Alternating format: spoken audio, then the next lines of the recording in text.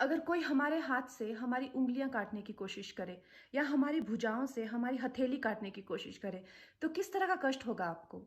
वही कष्ट पहुँचाया है चाइना ने हमें लद्दाख पर अपनी लालची नज़रें गड़ा के, और वहाँ हमारी सीमा का एक-एक इंच बचाते हुए हमारे 20 जवान शहीद हो गए हैं। क्या भूल पाएँगे आप उनकी माँओं के आँसू, उनकी विधवाओं की चीखें और उनके बच्चों के दिए हुए बलिदान को?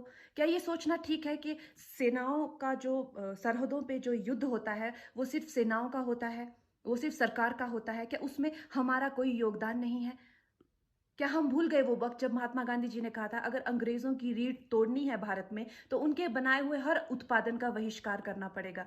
तो क्या ये ज़रूरी नहीं है कि हम भी इस युद्ध में हिस्सा लें? क्योंकि लद्दाख सिर्फ़ एक ज़मीन का टुकड़ा नहीं है, भारत की अस्मिता का एक बहुत बड़ा हिस्सा है।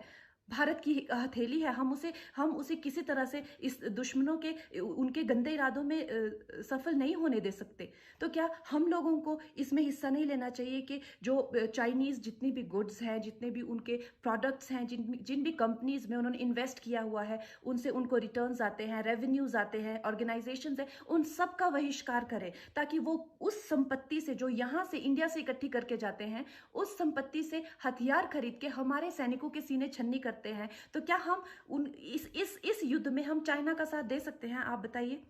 ये क्या हमारा कर्तव्य नहीं है कि हम अपनी सेनाओं का और अपने सरकार का साथ दें? तो हमें प्रतिज्ञा लेते हैं कि हम आत्मनिर्भर बनेंगे और चाइनीज़ गुड्स को बिल्कुल बॉयकॉट करेंगे और इस युद्ध में हिस्सा लेके भारत को जिताएँगे।